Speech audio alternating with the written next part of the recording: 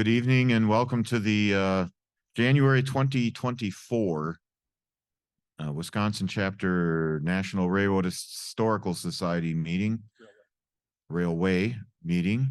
And so we are here, and some of you are in other portions of the world, and we have a nice crowd down here. We're looking forward to a great presentation. There's a couple of things I wanted to talk about before we get started.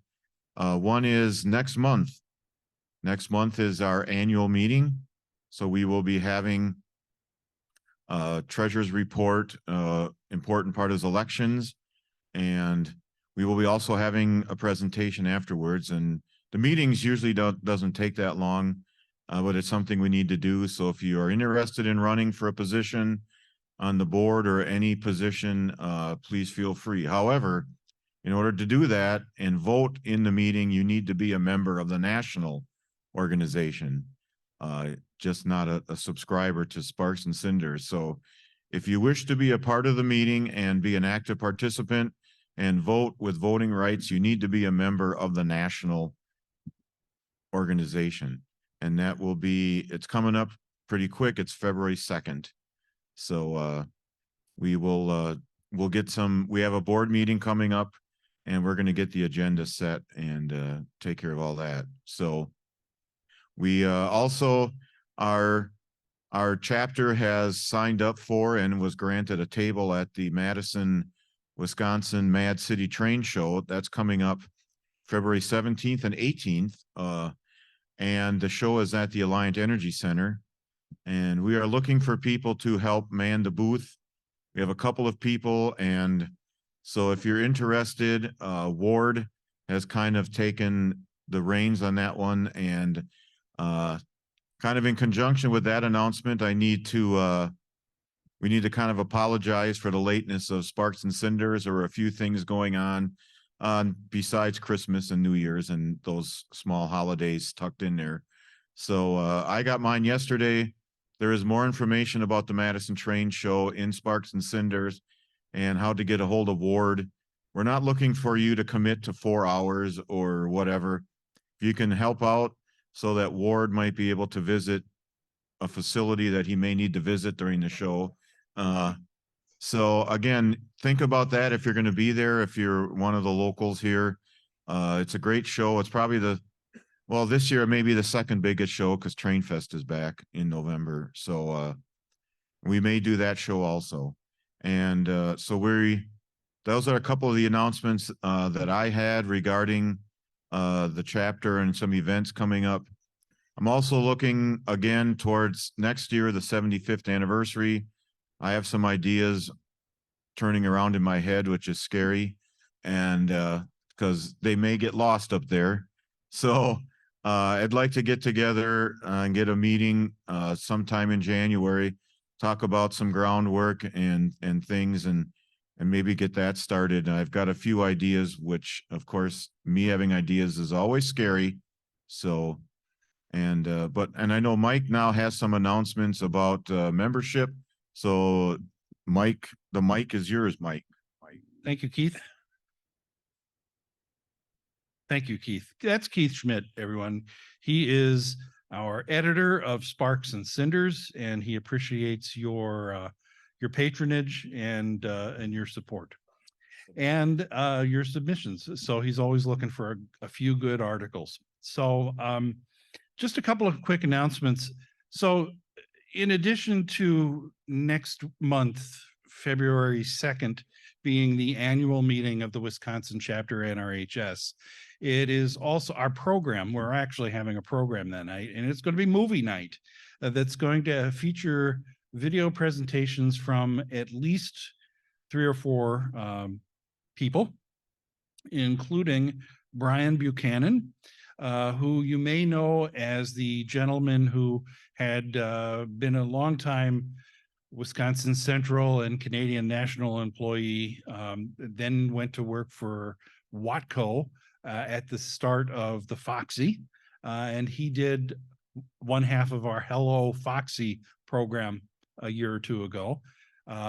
his presentation is going to be on how I became a rail fan, using film footage that his grandfather took, that includes pictures of his uncle when he was a kid, and Brian when he was a kid, and so forth. It's going to be delightful. That'll be one of the presentations. Gordon Smith, one of our members from who just walked in the door here, who walked in the room. Gordon Smith is one of our members from Minneapolis, Minnesota, longtime dispatcher for the DNH, and a longtime videographer. And he's going to share Canadian Alcos in the 1980s. So that'll be a fun presentation. Matt Brzezowski is going to have a short presentation on some of the work that he's been doing, aerial videos and stuff, and maybe one or two more in addition. So that's all coming up as the program next month, February 2nd.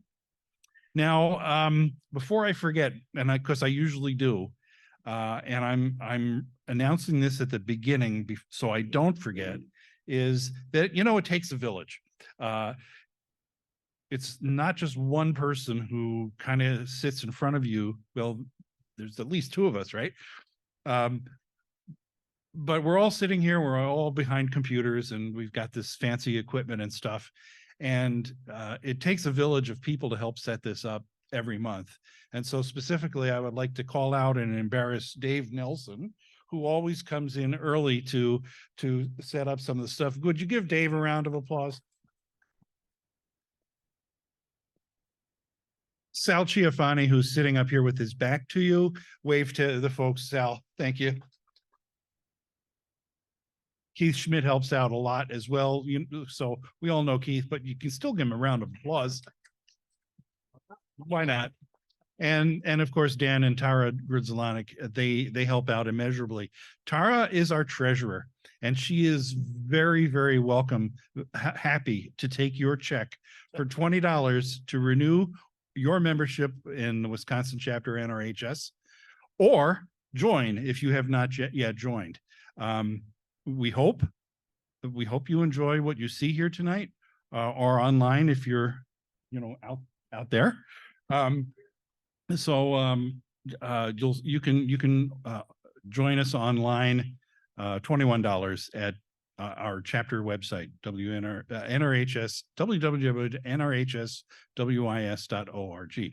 Okay, glad we got that out of here. Now, for a long time, a very long time, the Wisconsin chapter of the NRHS has been the only chapter of the NRHS in Wisconsin. That has very recently changed with the formation of a new chapter called the Southwest Wisconsin chapter.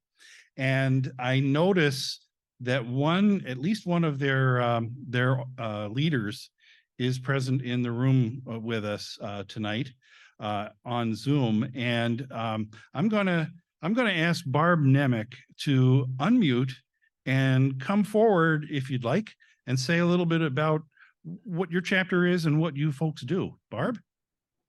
Well, hi, everybody. Our new chapter is in Southwest Wisconsin, basically because we have a lot of railroad enthusiasts here in this corner of the state. We have a depot that was built in 1889. But the railroad first came through Darlington, Wisconsin, which is southwest of Madison, about 50 miles or so. The railroad first came there when the Mineral Point Railroad built a line in order to connect to the Illinois Central, because the Milwaukee Road line was going north and bypassing this corner of the state completely. That was their way to connect with the rest of the world, and that really changed everything economically in this area. So we wanted to celebrate that. We started out, we're the Historical Society as well, and we've just been working on our depot restoration and recently added a caboose. So we're getting ready to restore that this coming summer at the depot. And that's when we started looking around for what else is going on in the state for railroads. And we discovered you guys, but you're kind of far away to be a big help to us. So we decided to make our own chapter. Awesome. That's Welcome to the family, Barb, and the Southwest Wisconsin chapter. And to the folks in the room, give a good thumbs up to the Southwest Wisconsin chapter. We love the company. It's always great to build the community like that. And I will also mention that, Barb, you had been dealing with, I believe, Tony White, who is the president of the national NRHS organization. He's on the call with us tonight. Tony, did you have anything to say to the new chapter? Congratulations, Barbara. Welcome aboard the NRHS. And I was very happy to chat with you. You actually answered your phone. And, thank you for your support, and Happy New Year to you and everyone with the Wisconsin chapter. Thank you. Thank you, Tony. Does anybody in the room or anything else, anybody here in person here have any questions or anything for the Southwestern? They are based out of Darlington, Wisconsin. Is that correct, Barb? You're in the depot in Darlington, is that correct?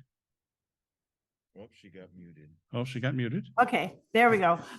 Yeah, Darlington, Wisconsin is between Warren, Illinois and Mineral Point, Wisconsin. And that was the line, the original line that connected to the Illinois Central. We are about 60 miles southwest of Madison in Lafayette County. It's a pretty small, pretty quiet county, but we've got a vibrant historical society, and we were very much interested in really pursuing railroad history there. So that's where we are. And we're going to be fixing up our caboose. We've been working with the Milwaukee Road Historical Association and NRHS, and also the Missouri Pacific. It turns out the caboose that we've got is a Missouri Pacific caboose. So we're learning the history on that too. Wonderful. Well, thank you for joining us tonight. And we're going to have a great program. We're going to get started here in a moment. Thank you, Barb. And Thank you. Good luck to your new chapter. Do you have a website or anything set up yet? So we folks, don't. We are working on a Facebook page. The easiest way to reach us would be through the Historical and Genealogy Society webpage and Facebook page. It's Lafayette County Historical and Genealogy Society. If you look that up on Facebook, you'll find us there. And our web address is the same thing, Lafayette Co Historical and Genealogy.com. And we have a lot of train and depot information there. We don't have something separate for the chapter yet. Okay, perfect. Well, thank you. And again, welcome to the NRHS. Thank you. Okay. So with that, I think are done with the announcements. And I'm going to talk a little bit about our presenter here, very little bit about our presenter, because he's going to talk about himself. Jim Rindt has the distinction of being the leading historian of Sheboygan area railways, both street railways and, the steam roads as well. And he's going to give us a presentation. And I just remembered here two other things that I forgot to mention. It took us a while, but I think we should also announce right now that as of now, the chapter is a 501c3 charitable organization. So that means that any money that you want to send us, any donations that you might want to make to us, they are now tax deductible to the extent permitted by law. Thank you, Tara, and the rest of the financial team for doing all the work to make that happen. It's a long time coming, and it means a lot to us. And we have received a bunch of donations recently, and those who have recently donated, we're gonna get you some receipts that indicate our tax exempt status. So thank you. If you're one of those who supported us with an extra donation, thank you very much. We really certainly appreciate. That's what helps keep the chapter going. And I'd also like to mention here a couple of new people in our audience in person. We have two gentlemen from Manitowoc. We have Joe and Chris here in the meeting hall. Raise your hands and give these gentlemen a call, a round of applause to welcome them to their first meeting of the Wisconsin chapter. Thank you, gentlemen. All right, so Jim Rindt from Sheboygan, just a little south of Manitowoc, is, like I say, the leading expert on railways in Sheboygan. He has unearthed an amazing variety of photographs and other historical information, which he's going to share with you now. So give us a moment to play musical chairs, but give Jim Rindt a round of applause. All right, well, I want to thank Mike for asking me to do this. It gave me a reason to scramble through, I don't know how many thousands of photos and files and stuff that I had to put this together. So this is probably going to be different from a lot of the other presentations you've seen. I'm going to try to give you a little history. I know there's enough rail fans that would just like to see locations and cars, so I've done that for you. I will talk a little bit along the way about things I remember. I've had a very busy day, and my 5th grandchild was just born less than an hour ago. So it's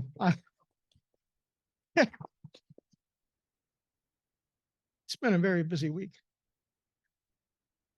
So anyway, sorry. The title of this is The Old Reliable Lines, and I'll probably this year create some controversy with that particular name, but I'll try to remember to explain that more to you later. Certain car 26 may have to have a little bit of a change done to its markings for this reason. But so in the United States of America, it was around 1853 that the first horse car lines were attempted. And not until really after the Civil War, though, that larger cities began to take up the form of transportation, which involved mules, horses, and some steel rails in the ground, and wooden cars being pulled on it to carry people to and fro. So let's just start off. For those of you who do know Sheboygan, this will look a little bit familiar. One of the #1 questions I get asked is, where did these trolley cars run? I seem to remember as a kid there were rails in the streets and cobblestones here and rails in between them. And I remember a track here, and my grandma always used to say she picked up the car at this corner or that corner. So I'll start you off by showing you these maps. If you're familiar with Sheboygan, you'll recognize the street names. Pennsylvania and 8th Avenue is pretty much the downtown of Sheboygan. And that's where this all started, with horse cars. One line ran east and west between the Chicago and Northwestern Depot, and a little past 8th Street and Penn Avenue. And the other one ran from Michigan Avenue all the way down to the river, and then over the river and a bit further south. But that was another controversy because the Northwestern did not want to allow their tracks to be cut to put in a diamond. So as the line grew and expanded, eventually in the 1890s, things were electrified. So at the extent of the line to its greatest expansion was all the way out to Elkart Lake, Wisconsin. That would take until the early part of the 20th century and did not last terribly long. As much as people like to tell stories about, oh, these cars were running, and I remember my great grandmother talked about riding out to Elkart Lake on a Sunday, and she very well may have. But the line to Elkart Lake really was only in heavy service for about 12 years. So the interesting part of Elkart Lake is it ends up being the final terminus on an over 1,000-mile set of lines that would connect with only a few gaps of as little as a mile or less, all the way out to Westfield, New York. And in the course of the short time period that the line ran all the way to Elkart Lake, as my understanding is, at least 36 people made the daunting journey of going the entire distance. It required some pretty hardy people and a pretty strong back to ride on all the interurbans of that era. So this is a picture of one of the first horse-drawn cars that ran in Sheboygan on the Sheboygan City Railway. The franchise was granted in 1886. Again, as I noted, it was sort of just a cross, a giant plus sign of track. And as time would go, the world started, as Sheboygan was getting its horse cars, the rest of the world was beginning to think about electrifying them. This is a picture of a car from Neenah. It's very similar to the cars and setup that Sheboygan would have had, but there are very few, if any, and I didn't have access to those particular shots of the Sheboygan line with a active horse on them. But this is a very similar arrangement to what the cars would have been looking like in Sheboygan. Now Sheboygan does have a bit of a hill on it going around 8th Street and other places in the town. And many horse accidents happened with these. There were horses that were driven by the weight of a fully loaded car, and the horses got pushed down the hill and the brakes were not strong enough. There's a myriad of horror stories to that effect. But for the most part, the people liked the idea of getting on the cars and not having to walk through the muddy streets because not everything was paved yet. So a lady could preserve her dress and look good shopping and when she got home as well. She didn't have to have mud tails all over her clothing. This is also a time in which everything was done by hand. And those of you who have heard family stories from people who have worked on building a rail line or a roadway or anything like that, if you had a hillside to dig through, it was done by shovel and pickaxe and horse carts and wheelbarrows. And the tenuous construction of raw lumber and no OSHA to guard or guide your working efforts. The one great thing is once you got the rails up, even if they weren't electrified, you could still haul your gear on them. Here's a cart full of ties that's being hauled west out on the line to Crystal Lake as that was being constructed. The other unfortunate thing is there isn't a whole lot of photography of the early horse car lines in Sheboygan. What you're seeing here is a August 1900 picture of the car barns that were completely obliterated by a tornado. And the cars that you see here are open cars that were obviously not motorized, but when the motorized cars came in, they would be used as trailers. So the horse cars didn't go to waste. In fact, most of them were hanging around until about the mid-1910s. But again, this is the only, like as so often is the case for modelers and model railroading, you have to find an accident shot to know what the car's underside looks like. Well, in this case, we had to have a tornado in order to know what the horse cars looked like. Now, the great thing about a horse is they're fun to ride and you look majestic until this happens to you. This is, we still don't know to this day if this was posed or not, but this is in Sheboygan. And eventually the horse gives out and you're going to want some other form of transportation. So let there be light, power, and street railway. So in 1892, the idea started running around Sheboygan that we would start electrifying. And in many cases, if a company required electrical power, they provided it in-house. You had a coal burning boiler that ran a turbine and ran a generator, and you produced the power in-house. And if you could continue to produce additional power, you could sell it off to the neighbors. It was usually pretty pricey, pretty expensive to have anything electrical. If people had one light bulb in their house, they were considered rich at that time period.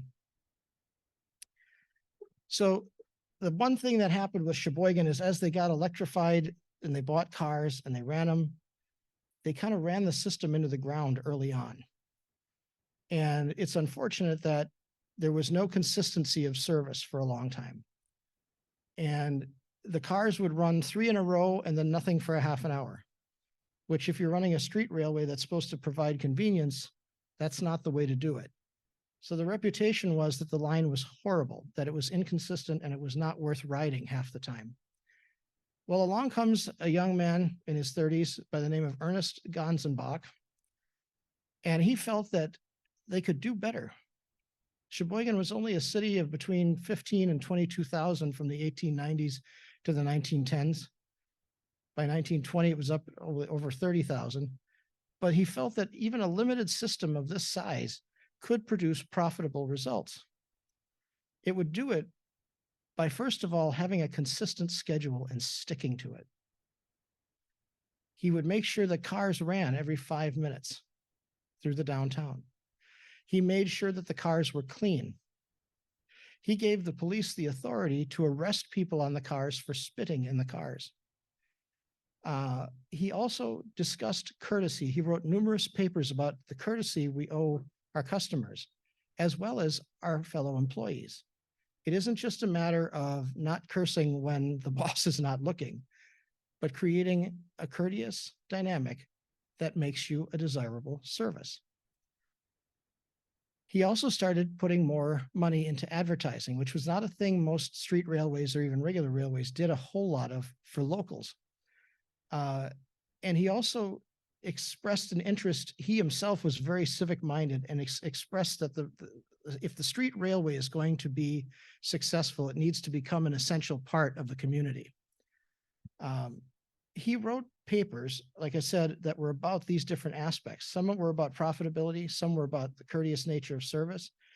And he had an overall paper, and I wish I could find an original printed copy. That's on my list, Mike, of things to still find yet. It's called Suburban Outlook.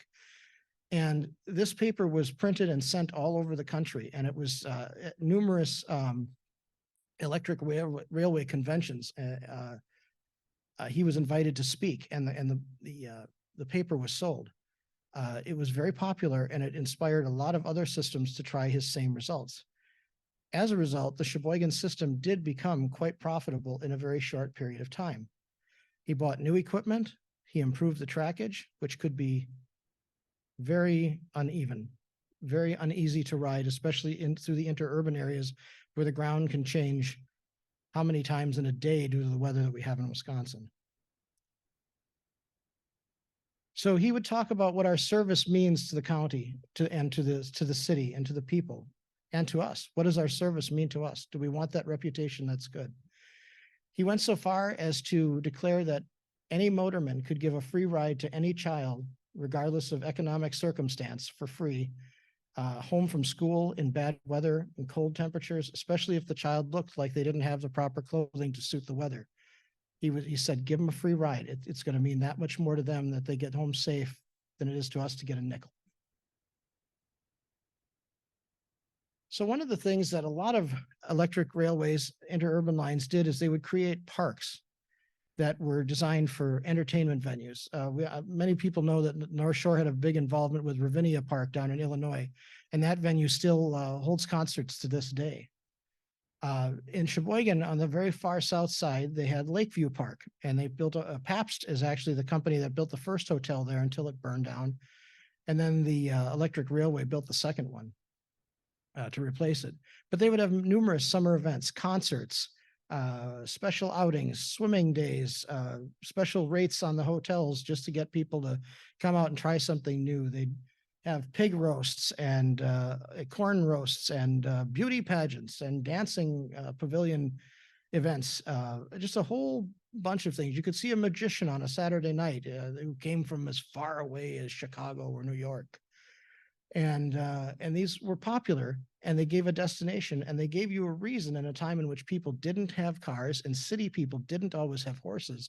It gave you a chance to spend your 3 cents or nickel to go down on the on the electric railway and visit this fine venue. So I'm going to now take you on just a little bit of a tour on the lines. We're standing at the top of the hill on 8th Street looking north in Sheboygan, 8th and Union Avenue, if you know where that is.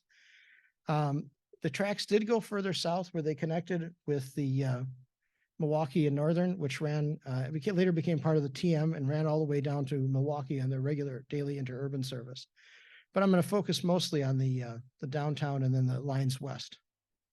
So we're looking down the hill at Sheboygan on 8th Street. This is a view from on top of the roof of the car barn. You can see the extensive trackage that they had at the car barn. This is the car barn itself. I apologize. This is an old newspaper photograph. I could not find a better one of this particular shot. Here's the car barn as well, with employees standing out for a photograph. This is an overhead shot. Now, this is on Clara Avenue in Sheboygan. It's just a regular residential neighborhood. If people were around in the 70s and 80s, they probably remember Poth brats being made in this neighborhood. There was the Optenberg Iron Works that would regularly produce large ductile iron for piping in cities and factories, excuse me. You can see the array of equipment. This photo was taken by one of the Richmond brothers in an airplane he had bought for himself. He went around taking pictures of the city, and I happened to notice that the car barn was in this shot, so I cropped it down so you could see the different cars that were around in 1925. This is approaching the river on 8th Street. You can see the crossing gates for the Chicago and Northwestern on their way down, I would assume, and the double track line of the City Railway looking north. This is the 8th Street Bridge. If you'd been in Sheboygan in the 1970s and the early 80s, although the cross beams were taken down, cut down, the side poles were still up on this bridge up until they replaced it in the 1980s. The tall smokestack is from the Northern power plant, which provided the electricity to most of the city and the electric railway. This is the 8th Street Bridge from a different angle. That's car 26, interestingly enough, one that survives today, crossing the bridge midday. You can see the heavy equipment of the Rice Coal Company in the background. I'm going to discuss this and get it out of the way right now. I always get questions about the car that went into the river. Yes, there was a streetcar in 1911, car 54, came down the hill on a very icy February day. The motorman happened to actually be a member of our church, and his nephew was a fighter pilot in World War II, and I had a chance to talk with him about it. And the events, although they really proved out to be the company's fault, but not so much the motorman's fault, as was often the case in this era. If you had an industrial accident, you carried that shame for the rest of your life. And he did indeed carry that with him for a good portion of his remaining years.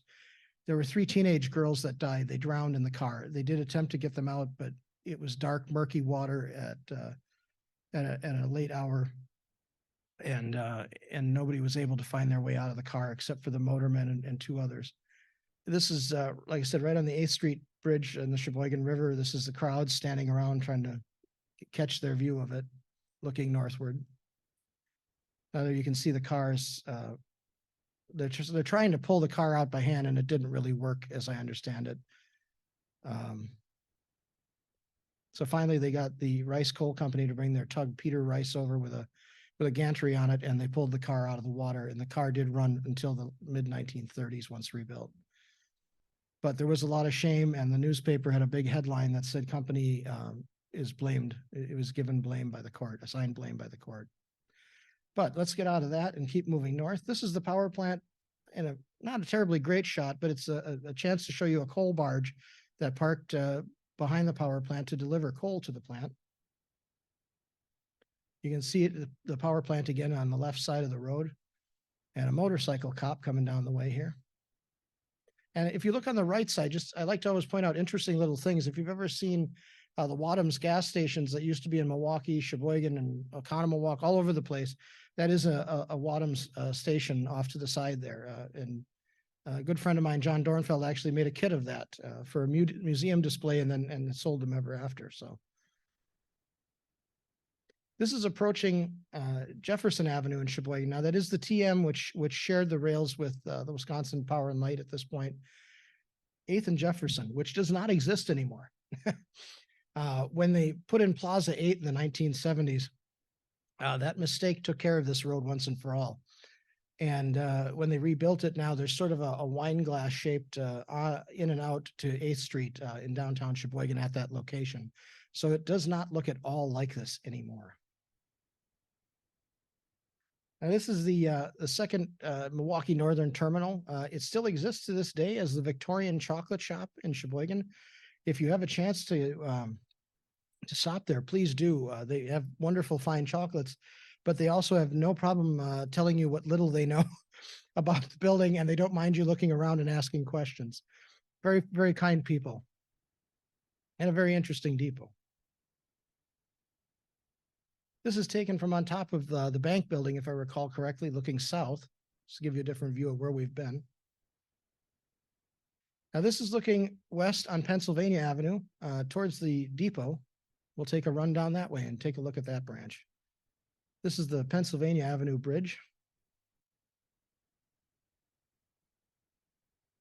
This started out as what they called a Shanghai swing bridge, which was not always a good performer. It was supposed to swing so boats could get through, and it oftentimes jammed, which created problems not only for the boats, but for the people who wanted to cross down Pennsylvania Avenue. It was later replaced with a lift bridge. These overhead catenary actually just lift right up with the bridge into the air. It's kind of interesting. You can see a car in the far middle there of the view. It's crossing right by the Northwestern's tracks.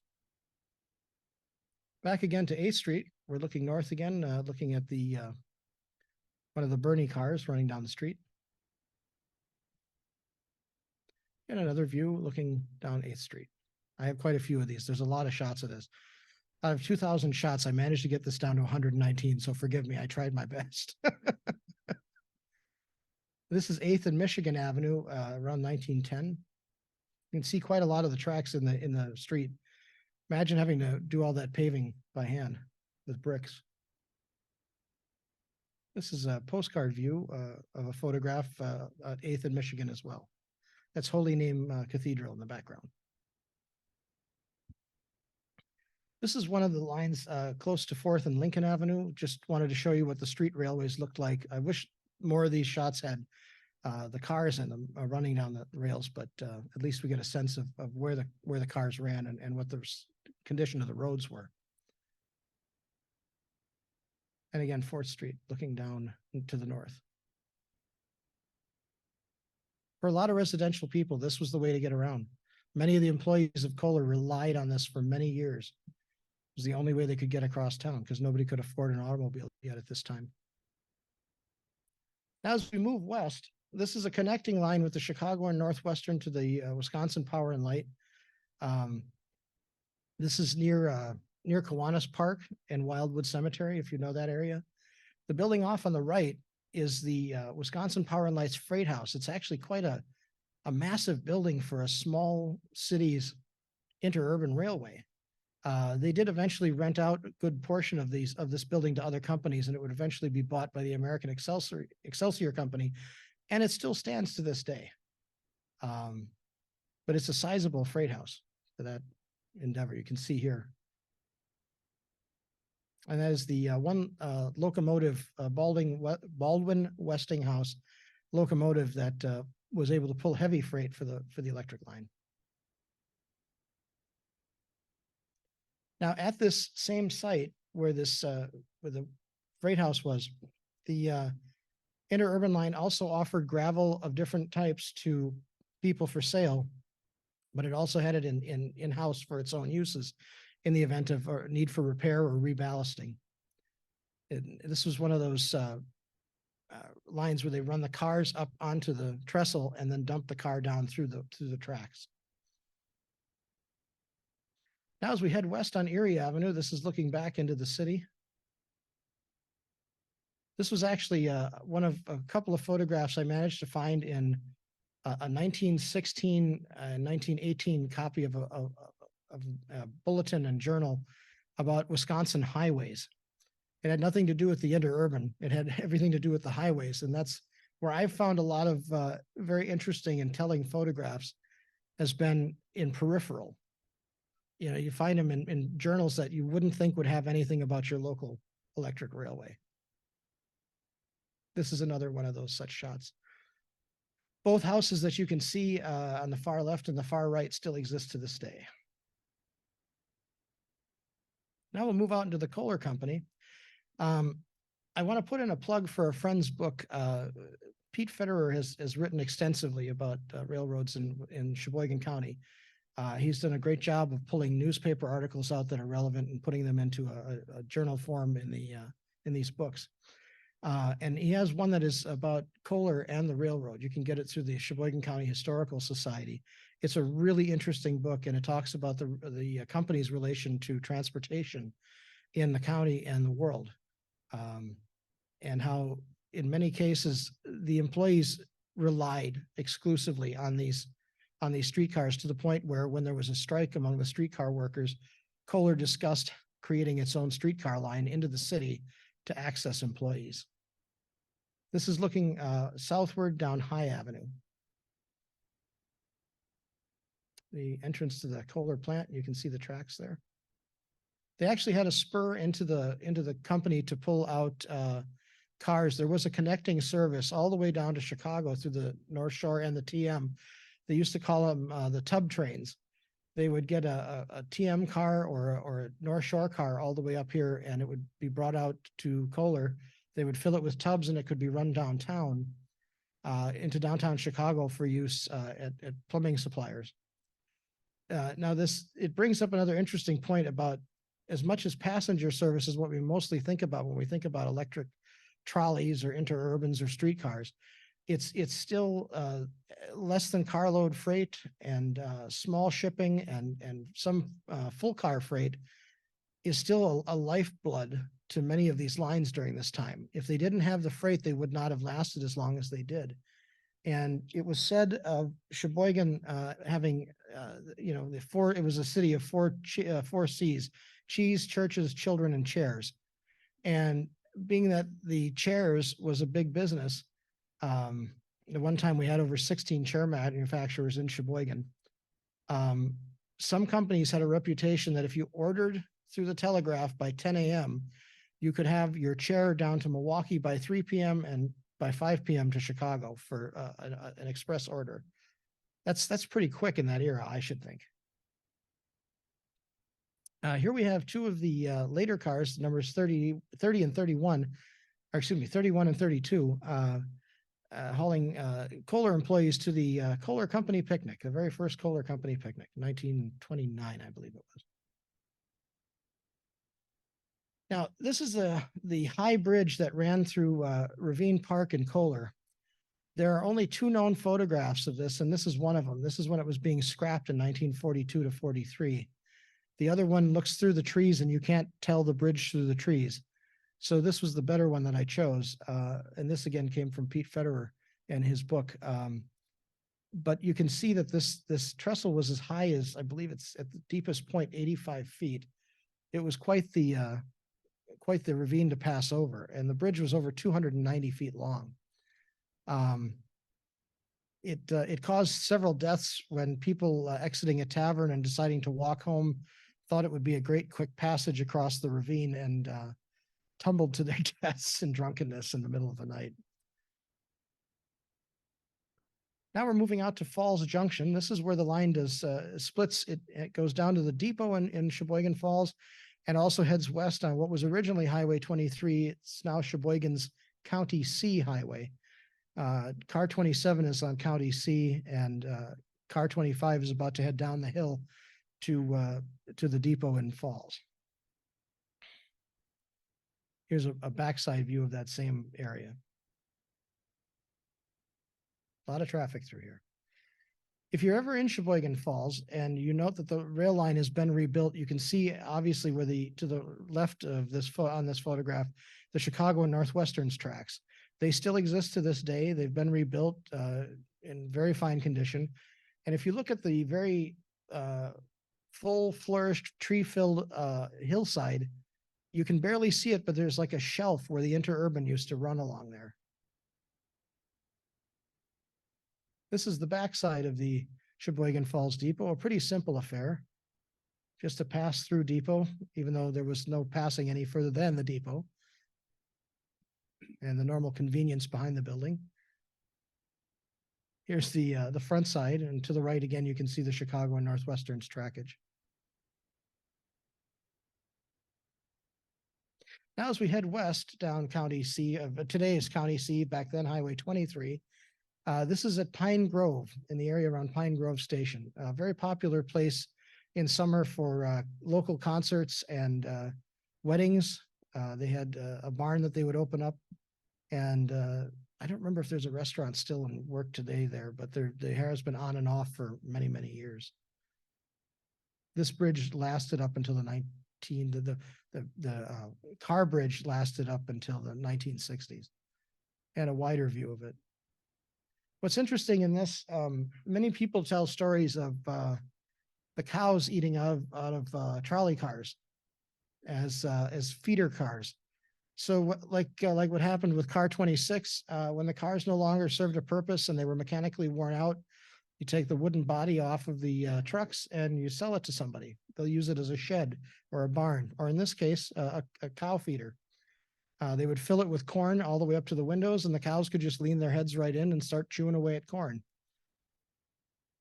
I guess this practice lasted up until the early 70s with this car.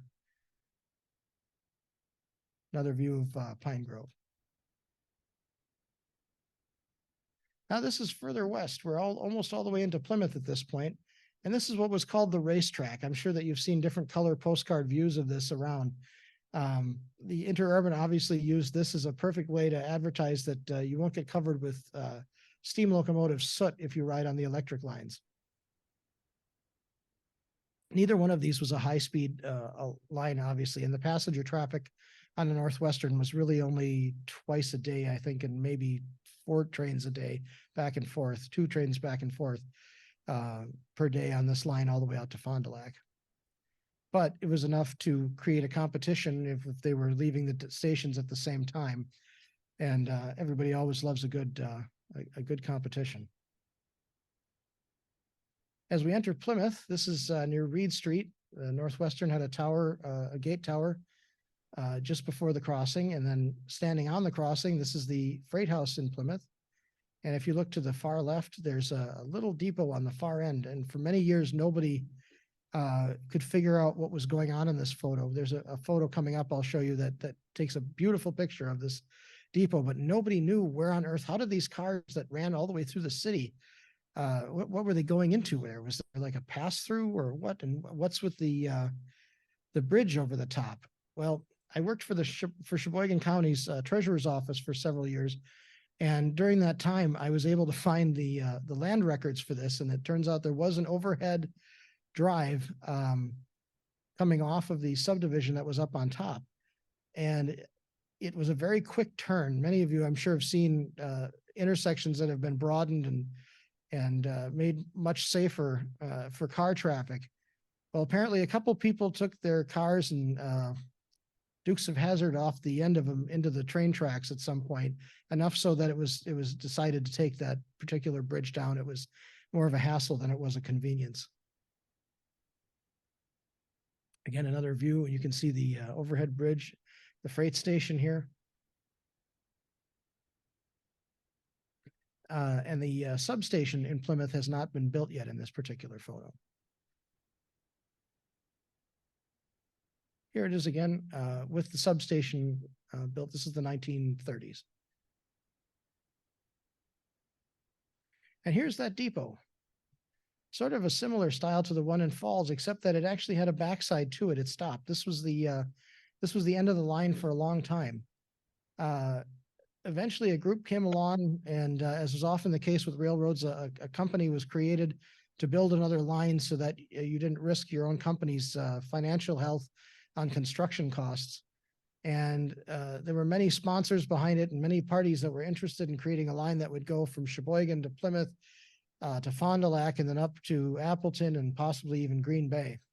That never did amount to anything, but it did create the Milwaukee and Fox Valley line, which ran out to Elkart Lake. And for many years, excuse me, let me say this, for a couple of years, apparently you had to foot traffic it down to Stafford Avenue, just a few blocks, to catch the Fox Valley cars out to Elkart Lake. Incidentally, if you've ever been to the Depot restaurant in Plymouth, the stone wall that's there that you see in this picture on the right side is still there, still holding up that hill.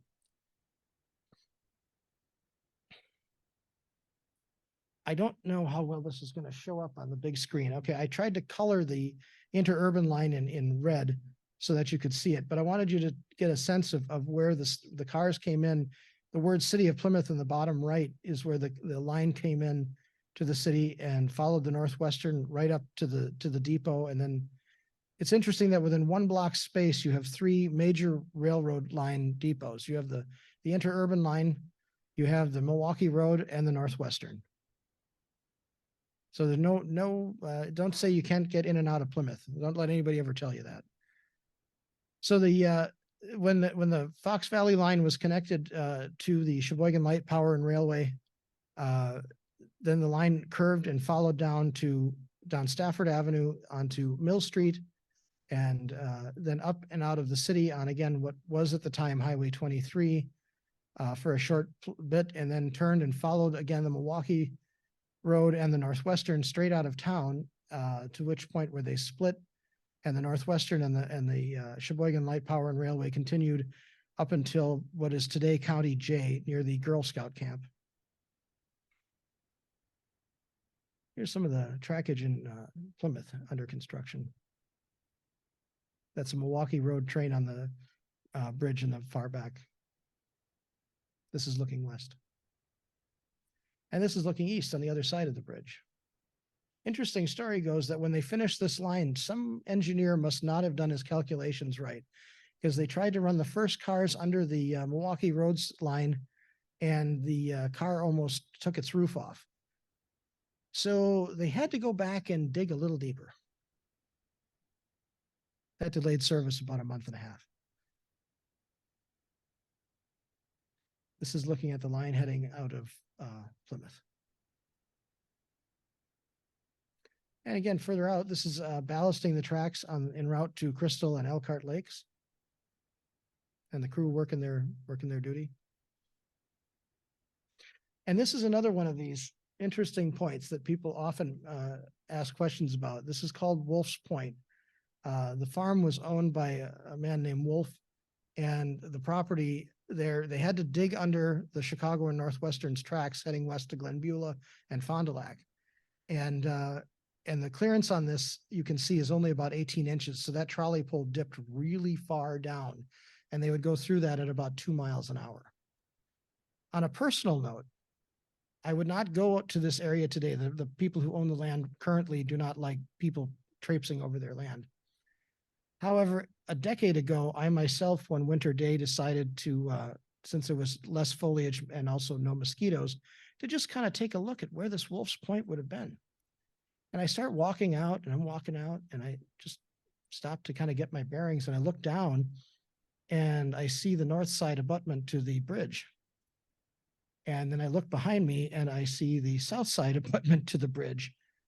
And I stood there in paralyzed fear of imagining my overweight self cracking through a wooden bridge and being found, a decade later by somebody trying to do the same fate.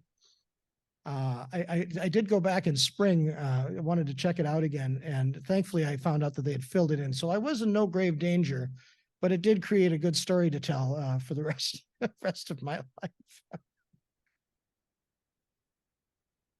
And this is taking the curve west north around to Crystal Lake. Looking out on Crystal Lake and the island. It's interesting to note that the properties on this side of Crystal Lake all have a completely detailed description in their property manifest that talks about the ownership of the land and the railway's right to run their right of way through there.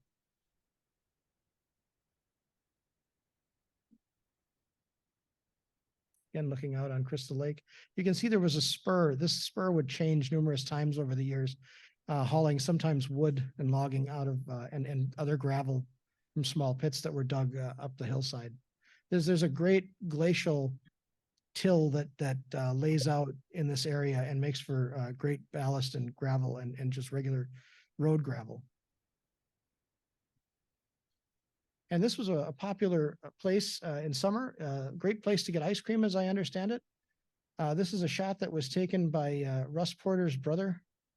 I have the glass plate negative to this shot. I often wish there was a way I could get that, get the image of 29 a little crisper, but at least it holds a beautiful shot of the station itself.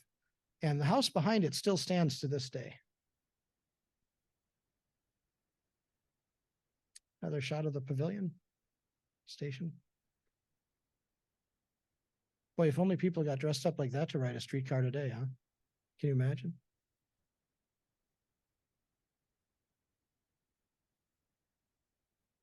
Then the line headed north again to Elkart Lake through the countryside. You can see there's a little bit of unevenness to that trackage. As I understand it, anything over 10 miles an hour, and you definitely could feel the bumps as you rode. maximum speed on most of the cars that ran out this far was about 25 miles an hour. And from what I understand, if any motorman was crazy enough to take that speed, he was holding his career in his hands because he might jump the tracks. The rails were only like 60-pound rails, so it wasn't like they had a real tall rail to rely on here. And the ground could be soft depending on the season. And you'd have ladies screaming, please slow down, because these wooden seats were not terribly comfortable under those conditions. This is sort of the end of the line. This is looking down Main Street in Elkart Lake. It's a winter shot, but it's at least one of the few shots I found of tracks in Elkart Lake. And again, this is the end of the line, whether you were coming from Sheboygan, Plymouth, Sheboygan Falls, or Westfield, New York. So between 1924 and 1927, there were several improvement projects that were placed on the line. Heavier rail was brought in. Many of the streets were paved differently. Concrete was coming into its own a little better to working with interurban trackage, although still a lot of it was done with regular brick paved streets. You can see the crews at work here. If we think construction today stinks, it's a good thing there wasn't that many cars around in this time period, because these streets could be torn up for months, completely torn up. You had to walk home. Corner of Michigan and 8th Avenue. Again, a Wadham's gas station in the background.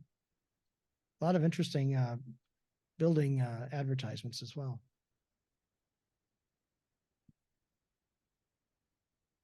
Okay, this is looking down 8th Street at Jefferson Avenue, or actually this is almost Virginia Avenue. Looking south, you can see them spacing the rails. And interestingly enough, they were doing welded rail at this time already.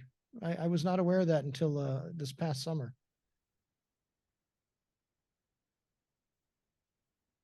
You can see the extent to which they had to pull up the brick.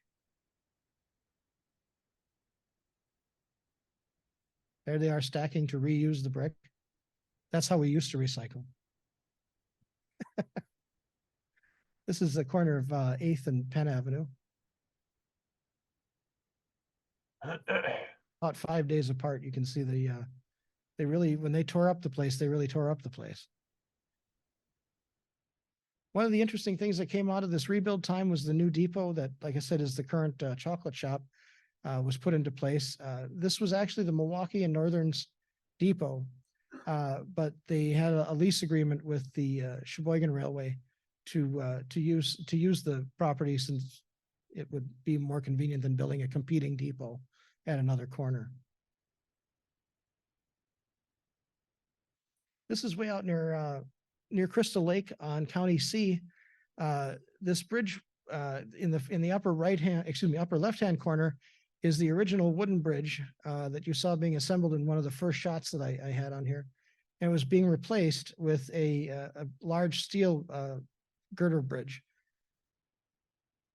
And this is 1924. 3 years later, this line would stop being used by passenger travel. Interesting, you read the sign, it talks about how much the cost $650,000 to do all these improvements and what each ticket means. And apparently not enough to keep the line in place. So let's take a look at the rolling stock during the electric era. These are from the first order of cars, numbers 4 and 6. Single truck cars. These came into service in 1898. Don't know a whole lot about car number 7, except that I was told that it was originally an open vestibule car that they built closed after one winter. This is at Sheboygan Falls Depot. This is car number 15. This actually came from the MRK line down in Racine and Kenosha. It was a used car. These are what are called Narragansett cars. They're open cars that have open bench seating. You can get on anywhere on the car. You don't have to walk through a main door. These cars were really great in summer. People loved taking them. You could seat as many as 100 with standing room back when that was allowed. In these cars, going all the way out to Crystal Lake and Elkart Lake, or down to the Lakeview Park in the evenings. You can see, however, in the lower part, in 1916, they finally decided after 12 years to rebuild and close these cars up because they weren't really using them that often. And in winter, they're essentially useless. Next, we move on to cars 23 and 26, another set of cars that came from the MRK line. And incidentally, that postcard is wrong. It's not Sheboygan Falls. That's actually the Plymouth Depot at the far left of the car of the picture that says Sheboygan Falls at the bottom. Now these are the cars that really became the shining example on this line. These are the cars that Gonzenbach wanted, that ordered and wanted these to be the shining example. These were Cincinnati cars. They could seat 32 people. Cars 25, 26, and 27. They were very solid cars, had a great performance. They maxed out at about 24 to 26 miles per hour, depending on how well the electricity was flowing. A more comfortable ride than any of the previous cars. Cars 25 and 27 were both rebuilt with a side baggage door or less than carload freight door for simple small parcels to be passed between cities. But these cars lasted the longest of any of them on the system. Here's car 26. I'll explain at the very end a little bit about the old reliable thing that we got going on here. But you can see in the lower left, that's car 26 after it's been dismounted from its trucks and is being sold to be used as a cottage. And then gloriously in the bottom right-hand corner at East Troy in full operation. Fantastic. This is car 27. It's a colorized postcard, but as I understand it, it was originally delivered in a Pullman green, such as you see here. And you can see it, the rebuilt car again in the lower right. And I found this little article out at the Historical Society that somebody had given, but there's no other provenance to it. It's of the car being up on blocks at North Prairie. I don't know if anybody remembers there being a streetcar up on blocks anywhere in the North Prairie Railway, Kettle Moraine Railway's grounds. I rode that a few times as a child, but never remember seeing a streetcar body there.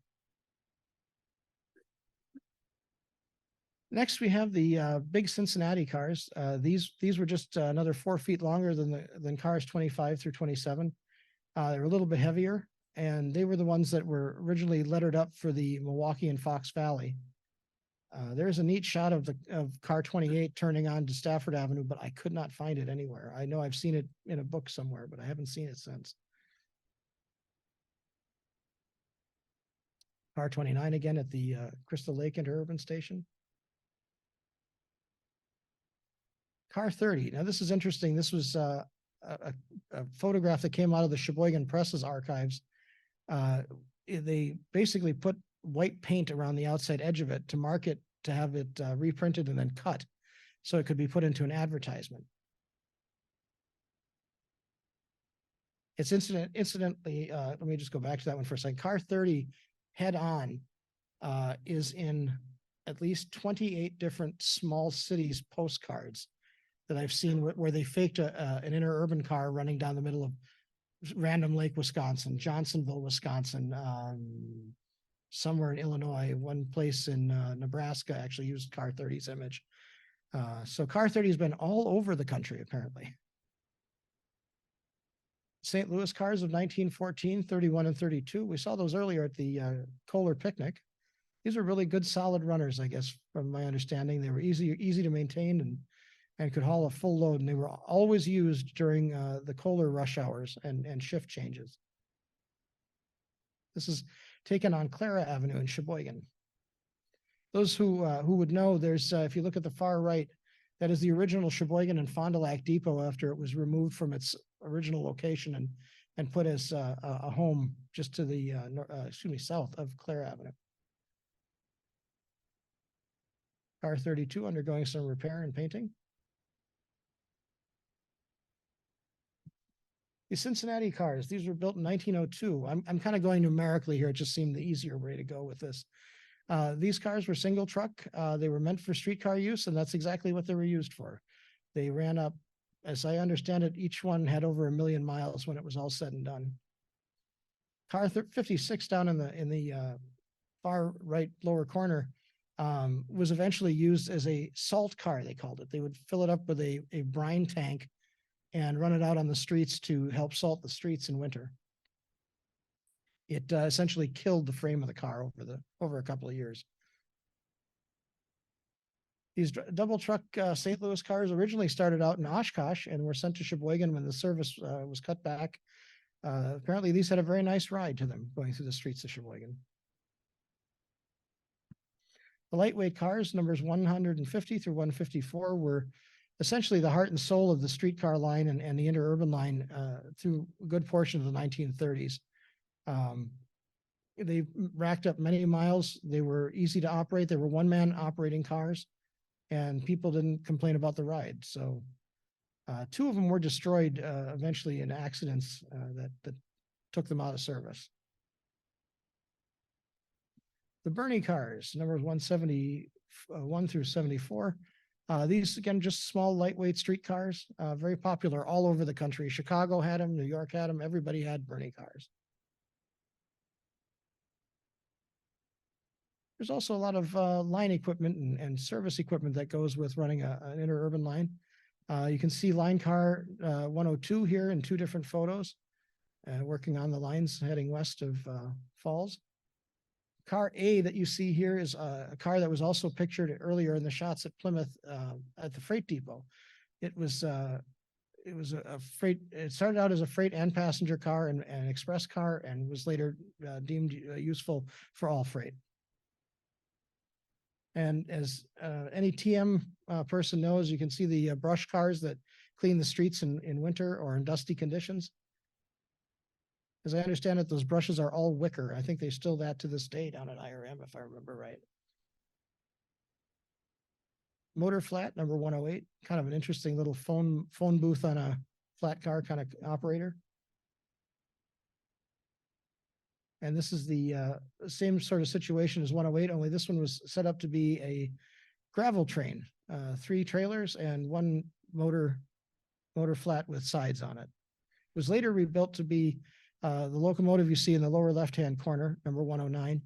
And then that was cut down, and interestingly enough, it still exists out at IRM, and there is some talk of rebuilding it to this, as you see it with the locomotive body to it. Here's motor 115. This would be the last car of the original cars from the Sheboygan Light Power and Railway. It would operate at the power plant for a brief time, moving small equipment around, single cars here and there. It sat out in the plant, I guess, until about 1977, somebody told me. And there it is. You can see how the Interurban had to deal with snow. There's one I chose of car 115 plowing snow. Rather deep, a little deeper than we had this year. Tuesday, yes. In the upper right-hand corner, or excuse me, upper left-hand corner, I get my directions right yet, is car 116. That's the car that my bell came from. That car would later be dismounted from its trucks and taken out to a farm and used as a shed up until 2009. And the other car was a differential powered dump car for dumping ballast. And here again is the Baldwin Westinghouse locomotive, 400 horsepower electric locomotive. Actually did a great job of pulling heavy freight, as many as 6 loaded coal hoppers, I guess, all the way from Plymouth into Sheboygan as a test, and box cars along the line and other heavy freight. Also stayed at the power plant and was in use until 1941, several years after the streetcar lines had abandoned. And here's a single caboose they had on the line, number 2000. You'll note it has a trolley pole that was to operate the signals and to provide heat and a hot coffee pot for the crew. Essential in railroading. And I threw this one in just for an interesting view of a heavy truck with a snowplow on it, and it's marked for the Wisconsin Power and Light. They had quite a few vehicles to clean their property off. And as everybody knows, eventually the streetcars were slowly but surely replaced by buses as buses improved in their durability and ride quality. These are the buses that literally took over in December of 1935 when the streetcar lines finally went out of service. And it was just the interurban line out to Plymouth and back, which ended in December of 1938. But these buses were some of the first to operate in the county to replace the electric railways. So what remains of this nearly a century later? Some dope holding his bell. You'll find hat badges around, keys, tokens, employee passes, tickets. I've collected a few of those passes and stuff. A lot of ephemera comes around. Some of the timetables were reprinted for fans, as I understand it, in the early 80s. Kind of interesting things to collect. The among the structures that still exist, the car barn still exists. It's part of the Sheboygan Paper Box Company.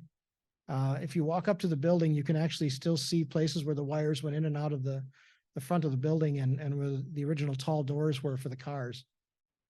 This building was actually built as a closed out service with the Wisconsin Power and Light. It was built in 3 different sections. First was the car barn itself, then the offices next to it at the first floor, and a second floor added in 1927. Here's the Sheboygan's TM depot, rebuilt and operating today as the Victorian Chocolate Shop. You can see that they took the shed part of the depot and replaced it with brick that looked very similar to the original structure. So what you're seeing for the front edifice of this building, though, is a complete rebuilding of the original, because both sides at one point had roll-up doors because the bus company used this as their headquarters. And so it was nothing but shed at one point on both sides, and they replaced the front to how it was originally built. This is the depot, the interurban suburban, depot and substation is what I meant to say. It still stands and is still in use today. Some construction company has bought it and use it as their storage. They've taken some effort to work on the structure itself to make sure that it lasts. In Plymouth, right next to the Northwestern House restaurant on Reed Street, right next to the tracks. And again, here's what I was talking about with 109. You can see it's not a terribly good photograph, but that's all IRM has on their website about 109. It's just a motorless flat car at this point. But like I said, there is some talk of a donor in particular being interested in having the car restored to how it looks as a locomotive. And of course, there's the glorious chance to ride a Sheboygan Light Power and Railway car, car 26 out at East Troy. And it's a beautiful restoration that was done mostly in Plymouth and then trucked down there, as I understand it. Meticulous work to make sure that the body is exactly how it used to be, and the eclipse fenders are what they should have been, and they found the right trucks. And I remember being out there for one of the first weekends that they rode the car, and it was interesting to smell the burning electric smell of fresh motors. And they did take the car up to 25 miles an hour, and we all kind of bit our lip, but it was a very good ride, a lot of fun. Incidentally, my grandmother, when she worked as a domestic as a teenager, had her Sunday afternoons off, and she would take a car out to Elkart Lake and back just for the sake of a ride. And my mother and I sat next to each other and kind of giggled when we rode on car 26, thinking, I wonder if Grandma rode this car. It's kind of a neat moment. So that's all I have for you this evening. If you have any other questions, I'd be happy to answer them. I want to thank everybody that over the years has loaned me photographs and that has allowed me to dig through their archives, and a couple of great emails I had with the late Don Ross. It's a shame his website came down because he had so much beautiful reference material on that site, and it's a great loss. But thankfully, I downloaded all his photographs that I had for the Sheboygan lines before it went away. There was But- one question, Jim, from the chat earlier. Okay. Those first maps you showed, Yes. where were they? One of them is from this. This comes around on eBay every once in a while, or you see it at train shows. This traction era as a Folks at home will see it. It's got some wonderful history in it. There's of course always little mistakes that go along with it. Let me find the page just to show you that I'm not lying. Yeah, here's the maps. If you're interested in a copy of the map, I can certainly send it out to somebody if they'd like to contact me. One other thing I just want to put in a plug again, for Pete Federer put out a new book about a year ago, I believe it was, called To the Lakes and Hills. Is this coming up the right way or not? It's backwards. Oh, okay. Well, that's the camera, but at least you can see the name. I hope some of you can read backwards. Fantastic book. Lots of great stuff on the lines in Sheboygan, and a lot of the photographs you saw here tonight. Is that available on Amazon or something? It might be. It might be. If not, you can contact the Sheboygan County Historical Research Center. They do have multiple copies in their store presently, because I know I bought this one just 2 weeks ago. So anyway, I hope if there's any other questions, I'd be happy to answer them as best I can. Anybody here in the room have any questions for Jim? No. And All right. There was nothing. nothing in the Zoom? Can I ring the bell one more? Round of applause. Hey, you mentioned Ross's website. What was the name of that? Because it's probably available on the internet time machine. Oh, I hadn't thought of that. That's a very valid point. Don's Depot. Very good. Yes. I just went to my bookmark.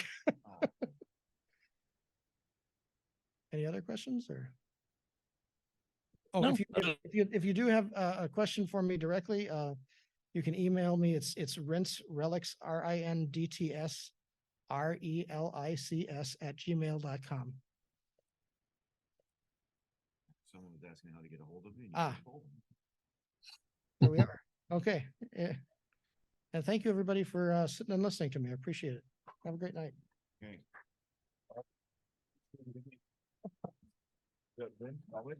Rindts Relics, yeah. RINDTSRELICS @gmail.com. And Keith is going to type it in, so you'll see it down below. All right, so that's all for now. Ward, are you interested in hosting a online soiree to continue? Let the soiree commence.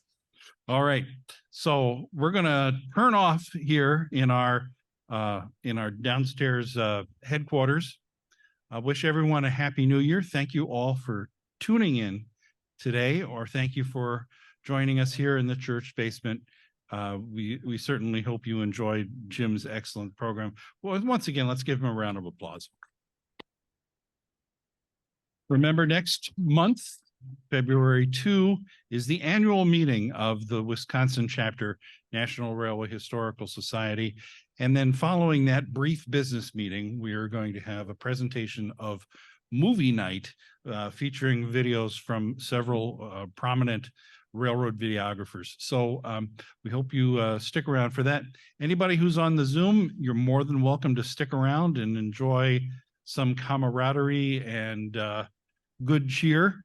And thank you all for tuning in tonight. Good night.